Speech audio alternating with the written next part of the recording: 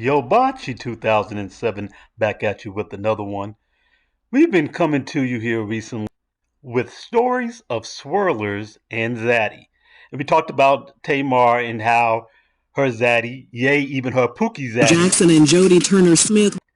Yeah, Pookie Zaddy dropped her to go find his peace and his joy. And then we talked about other down bad swirlers who were getting dropped off by Pookie Daddy or Pookie Zaddy, and even ones on there begging for a white man to come save them and their children. Crazy. And we even had this other one. Oh yeah, right here. They swirling for sugar daddy Zaddy in order to pay some rent. It's sad out here. It's really sad for these sisters. Before we get into the latest with Jodie Turner-Smith, if you wouldn't take a moment to like this video, if you hit the like button, that'll really help me out. It's free. And also subscribe and hit the notification bell. YouTube has been messing with surfacing my videos, having my views just drop off a cliff all of a sudden. If you hit that notification bell, that might help with making sure the video gets surfaced to you. All right, so Jodie Turner-Smith, you might remember her from Queen and Slim. Let's listen to this piece from RPG and we'll give some commentary. Jackson and Jodie Turner-Smith were an interesting match from the start, and as their relationship progressed, the red flags started busting us upside the head. With the recent news that Jodie has filed for divorce from the former Dawson's Creek actor. Divorce? I guess another Zaddy bites the dust. Now, we can see here that we have... So now that it didn't work out with Zaddy, they're going to try to say, oh yeah, we knew from the start. It's no surprise. Now it's not going to work out, and it's a red flag. He's a red flag. That's the reason why. Now, all these few years that she's been with him, she's been the example of how the white man appreciates the black woman, and better Zaddy will come and just love all these black women with all this attitude and everything, and they're just going to love them just the way they are. But now after the fact, oh, he was a red flag all along. We knew. We can't even say we're surprised. This relationship appeared to be doomed from the start, honey. The story starts back in June 2018 when Joshua and Jodie were at the same party. Jodie was wearing a shirt with a bold statement on it, and Joshua told Mr. Porter website he yelled across the room to make a comment about her shirt. He said it wasn't his smoothest move, but that's all it took for Jodie to take notice. That was easy. Jodie told W Magazine that Joshua's character Pacey on Dawson's Creek was her first crush, so she recognized him right away. And so if a black man yells across the room at black women, we're toxic, we're disrespectful, we don't have any appreciation, it's all a big problem. But if it's Zaddy, it's a different story. Because you see, if he's white, he's all right. A black man does a thing, there's every problem with it. A white man does the same things. If he's white, he's all right. And I presume that she's Jamaican since she's posing in front of that Jamaican flag. And this is the mentality that they come with, where it doesn't matter for her because she was already enthralled with Zaddy four-time before she met him. So whatever he did didn't matter because, hey, I'm gonna win the prize. I'm gonna get Zaddy, and Brad is better, so it's all right.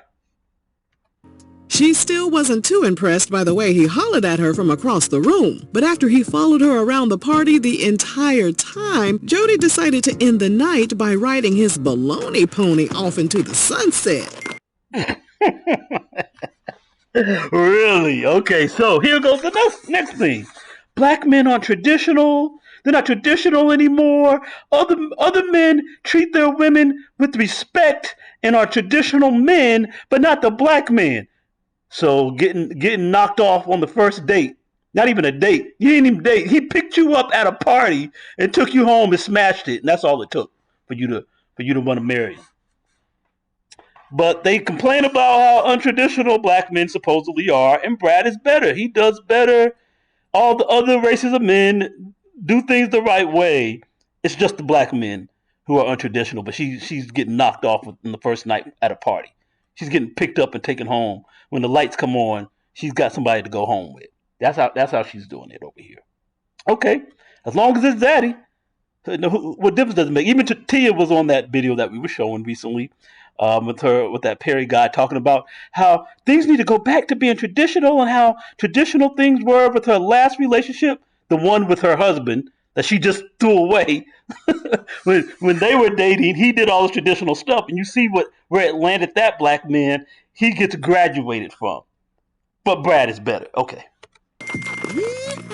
Because he had ended his 10-year relationship with Diane Kruger 2 years prior, Joshua wasn't ready for anything serious, but he got caught up in the rapture of love. He described their relationship as a whirlwind romance, and on Thanksgiving 2018, he told Jodie he loved her for the very first time. During a New Year's Eve vacation in Nicaragua, they were walking on the beach when Jodie asked Joshua to marry her. Now say what now? More and more women in heterosexual relationships are actually bucking tradition by getting down on one knee to propose to their partners. So again, no tradition. No tradition is required for Zaddy. As a matter of fact, he didn't even really want to marry her, as we'll find out when we go through this video more.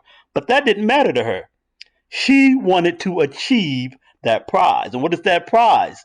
The prize is the psychological satisfaction that she could obtain a better Brad, a white man, to validate her by being with her. She wanted to lock that into a marriage where she could say, I'm a white man's wife because Brad is better. And she could have that social status to go out into the public, to go out in front of the rest of the black women, particularly the divestors and the swirlers, but black women in general, and to say, I've made it, I've bested you, I've gotten the best, I've gotten Brad.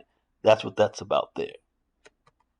When Jodie surprised Joshua by asking him to be her groom, he was a bit taken aback. Did you know that it was going to happen? I did not know, but she was quite adamant and she was right. This is the best choice I ever made. Okay. Pressuring someone to tie the knot rarely ends well, and if you're on the receiving end of someone's demand, well, that's not a good feeling either. According to All Women's, Joshua went on to explain that he never wanted to get married, and he never felt he was ready to be someone's husband. But after meeting Jodie, it just felt like the right time, and she was the right person. Now hold up now. Was he just settling for our girl Jodie since he was getting old and washed up? Yes. That's called after factory Zaddy. Oh man, she thought she was getting the prize and she was just getting the dude on his last leg. You like, I don't really want to be married, but you're here, you're young compared to me. Yeah, I'll just go with it. I'll go with it since you're pressuring me and coming at me that way. I'll take it. But again, this is just more clear proof that he did not really want her. He was not really interested in this.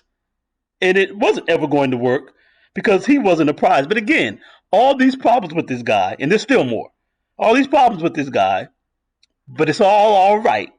Because if you're right, it's all right. On June 11, 2019, they celebrated Joshua's 41st birthday at a restaurant. 2 days later, Joshua was photographed tonguing down a mystery woman at an LAX parking lot.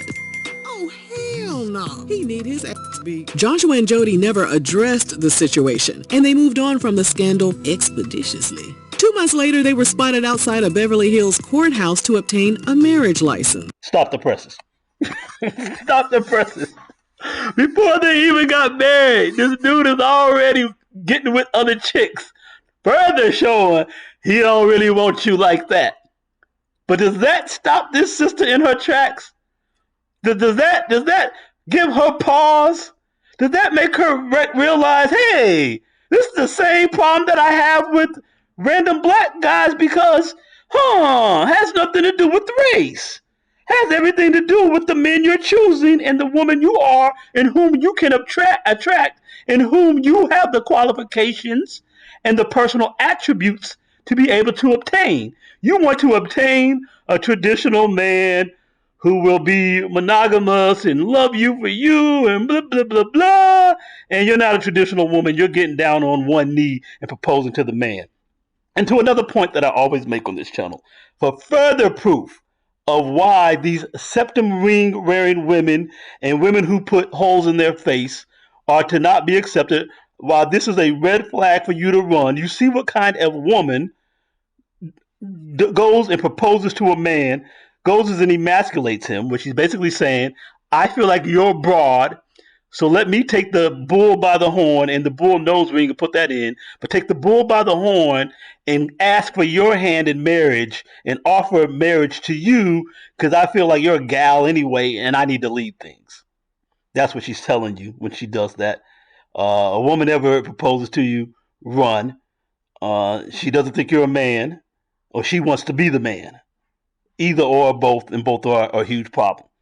So this just further validates my point about these women with these holes in their faces. It's just crazy. Let's see what else is happening with Better Brad out there. Back in August, Halle Berry settled her divorce with her European zaddy, and she got to pay him $1,000 a month. For you, those of you who are slow with math, that's $96,000 a year. So to be with, or for a black man to be with a black woman, he got to make six figures. He got to earn at least $100,000, and that's bare minimum. And for some of them, even that's broke.